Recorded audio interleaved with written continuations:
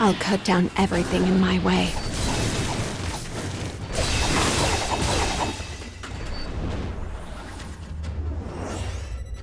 I'll kill them all.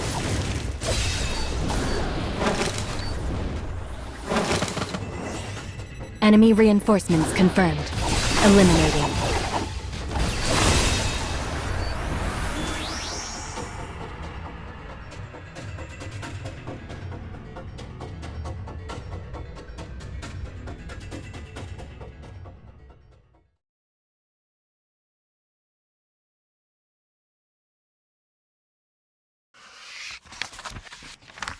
Cold steel flashes in twilight. The man's dagger disposes of his target in an instant. There is not even the opportunity for last words. The man is a nameless mercenary hired by his homeland.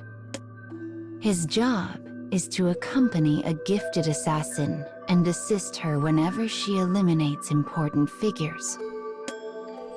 Before he can even sheathe his blade, he hears the sound of steel whistling through air behind him.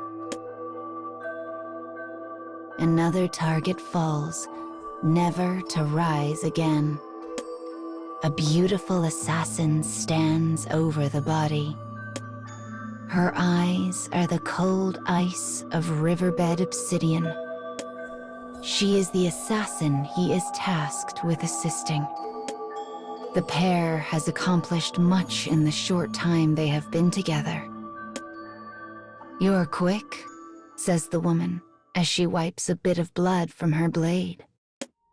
It is a rare moment, for she is not the type to offer praise. Clearly, she was impressed with his blade work. The man is proud to rub shoulders with the woman and finds himself growing more infatuated with her by the day. No, not infatuation. Love. But for this woman, who was born to an assassin family, love is an unfamiliar concept. One day, she will be placed in an arranged marriage in order to continue her bloodline. Her family would never recognize a union between her and a nameless mercenary such as himself. And even if they did, the woman does not seem remotely interested in romance. Yet that is why. That is precisely why. Her otherworldly beauty is a naked scalpel glimmering in the evenfall, and it enraptures him. Yet the man knows he is not her equal, not as he is now. So he bottles his emotions deep in his heart, completes his mission, and sets out on his own.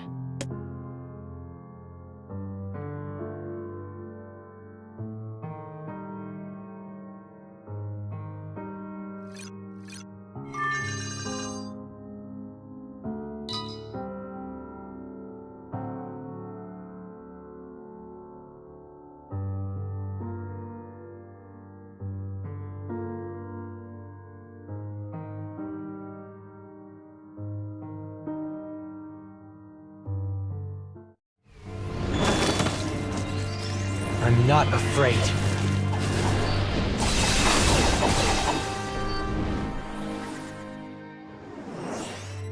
Enemy reinforcements confirmed.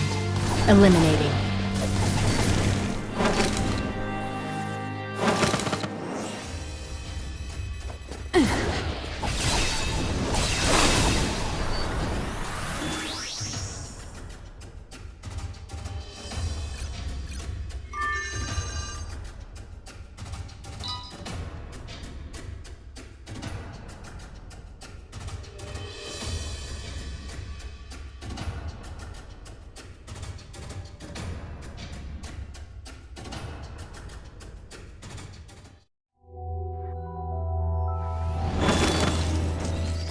I'm not afraid.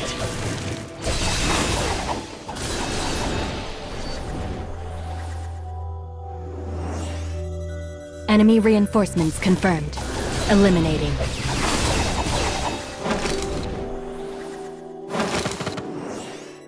I've got enough death for everyone.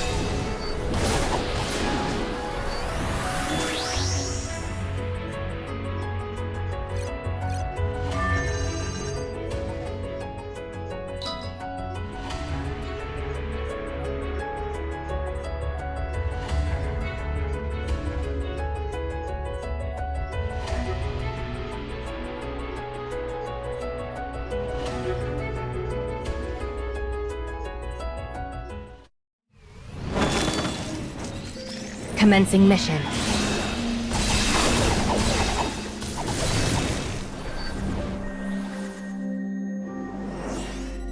I'll kill them all.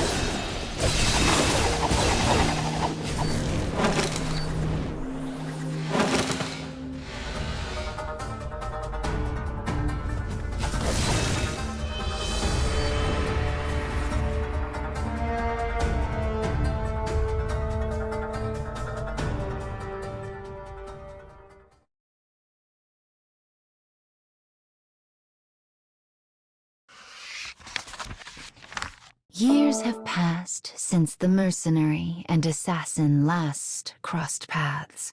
The man abandoned her suddenly, his torrent of emotions left unsaid and unmentioned. Yet the passing of time has not dulled his feelings. Indeed, they have only grown more acute with each rising of the sun.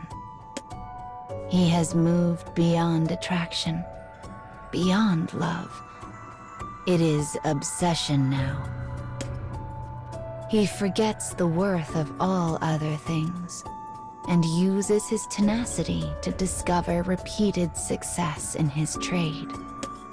Eventually, his hard work pays off, and he finds himself the lord of a fine manor. And then, finally, the day arrives. The day of their reunion.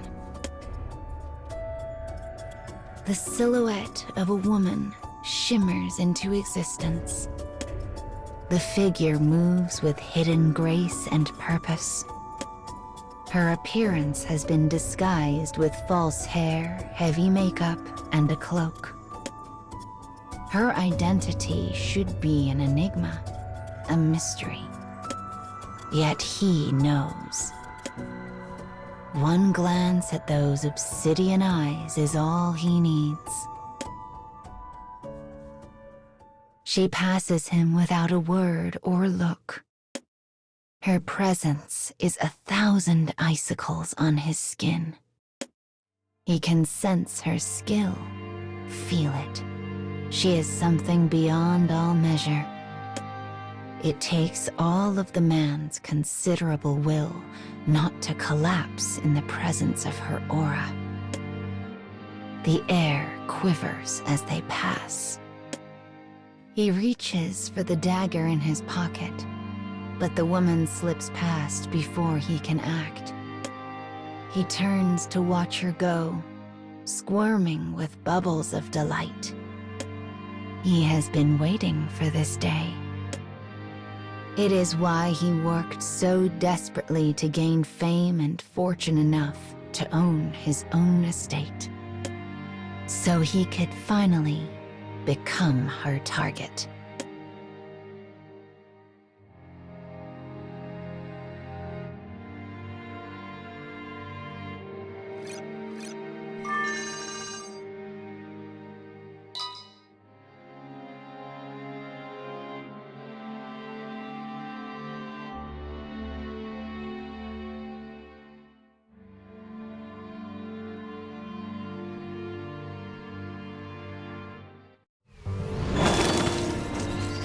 I'll cut down everything in my way.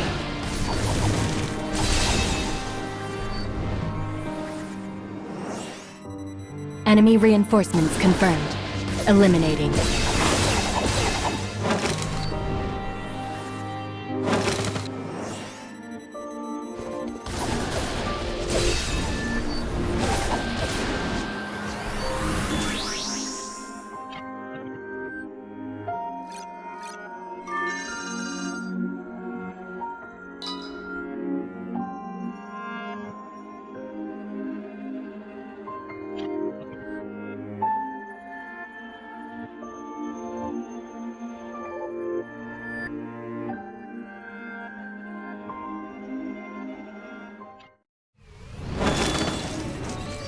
I'm not afraid.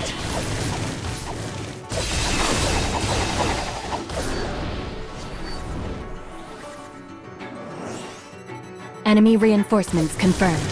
Eliminating.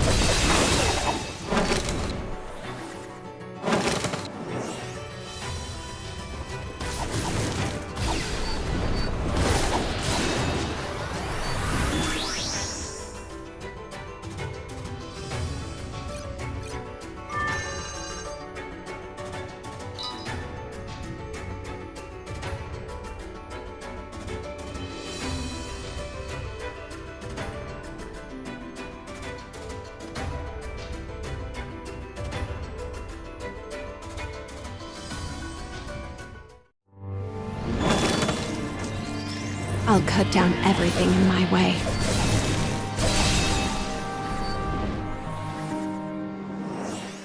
I'll kill them all.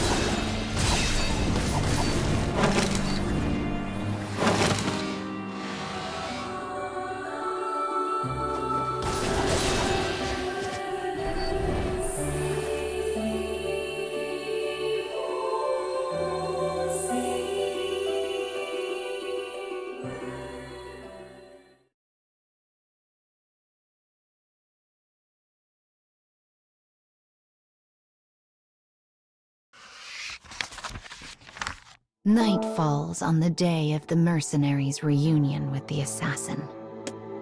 He waits for her in a bamboo grove lit by the haze of the moon. The dense thicket should prove an advantage against the woman's long robes. He has also surrounded himself with traps learned during his long years of mercenary work. Of course, she sees through all of this.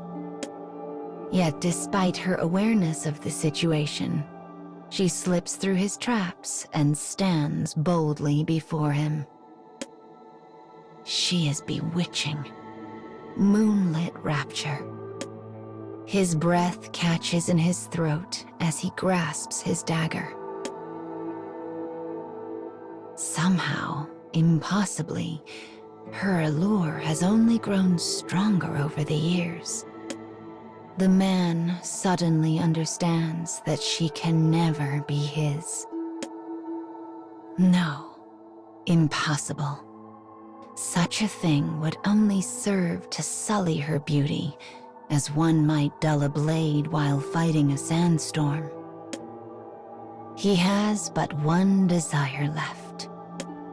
Though the woman has come for his life, he now intends to claim hers. Despite the thick foliage around her, the woman moves like liquid smoke through an infinitesimal opening. She is a wraith, a willow, a fiendish dread that slips and flickers like a goddess dancing on an ocean of endless ice. I am going to kill her. He burns this image into his memory, then quietly seals it away. And in doing so, in looking off to limitless futures, he knows that if this country ever meets its end, she will never again look upon another man. His dagger flashes, her katana gleams. A second strike, a third. The man's arm is grazed, but he deftly turns the attack aside and leans his whole being into his counter. Ripples from the honeyed act echo in his heart. For in the whole of paradise, this is the greatest pleasure he has ever known.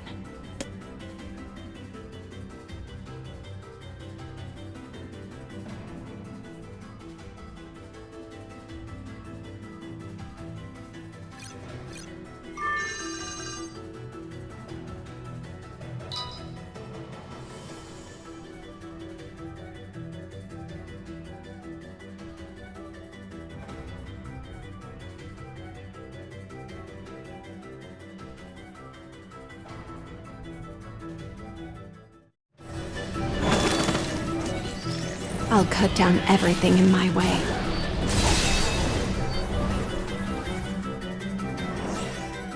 Enemy reinforcements confirmed. Eliminating.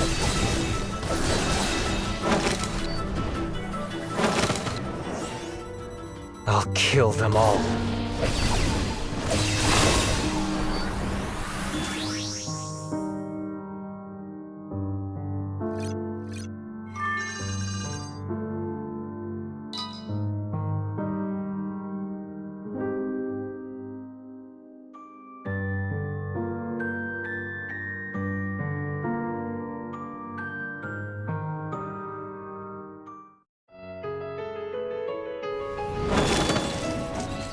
Commencing mission.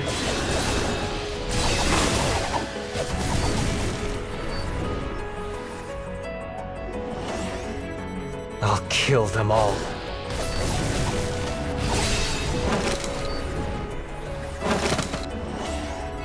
I've got enough death for everyone.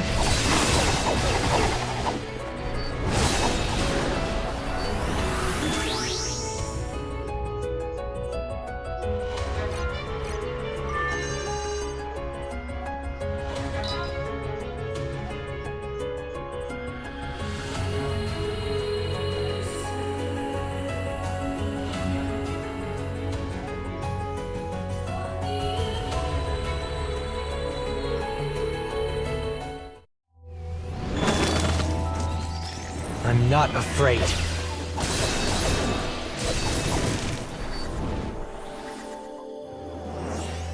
Enemy reinforcements confirmed.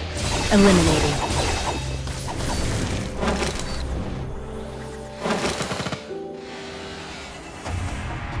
I've got enough death for everyone.